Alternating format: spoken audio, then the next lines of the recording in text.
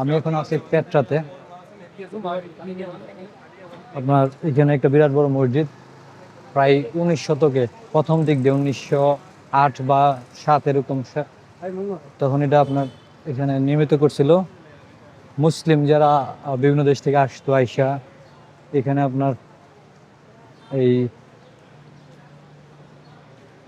বাণিজ্য করার জন্য আসতো মুসলিমরা, তাদের জন্য এই মসজিদটা নির্মাণ হয়েছিল তখন।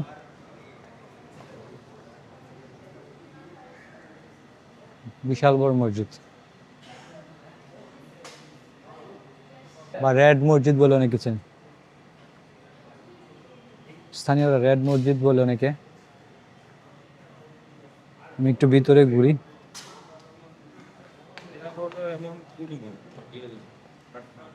হুজুর জায়গাটা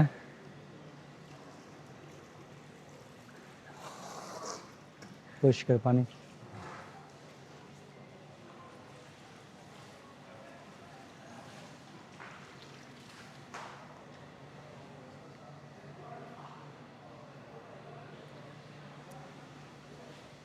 নামাজ পড়তেছে ভিতরে, কারুকার্য অনেক সুন্দর।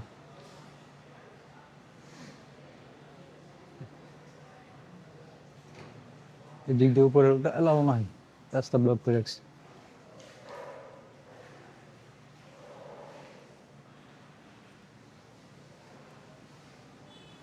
এদিক দিয়ে একটা অংশ আছে,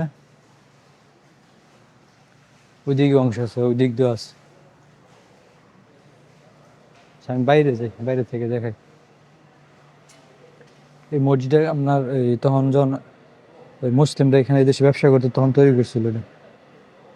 ও এই দিক দিয়ে আপনার exit number 03 from visitor only, যারা ভিজিটার করে এই দিয়ে ভিতরে ঢুকে।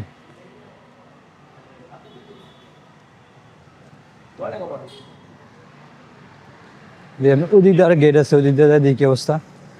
পেট্রাস আপনার যে এরিয়াটা বন্দরের কাছে, পিছনে পিছনে বন্দর, বেশি দূরে না। এদিক দিয়া ভিজিটারের গেট, আরেকটা গেট আছে সামনে, আরো মনে আছে দেখি।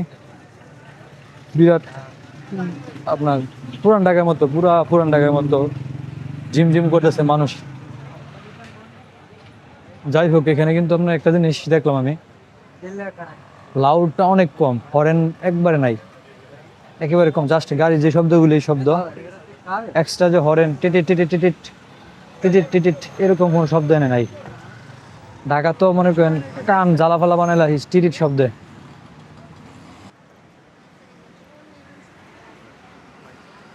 যাই সে পড়ছে একটা গেট, এদিক দিল আরেকটা গেট। ও এটা হলো মেন গেট, মানে পর্যটকরা এখানে আসে দেখতে। ও লেডিস যারা আছে আপনার এখানে আলাদা ড্রেস নিতে হইব উঠতে গেলে। অনেকে আসে না দেখতে আসে তো বিদেশিরা, তাদেরকে দেখার সুযোগ দেয়, কিন্তু তারা অবশ্যই আপনার ওই যে হিজাব করে ঢুকতে হইব। এখানে মনে হয় হিজাব দেয় আলাদাভাবে।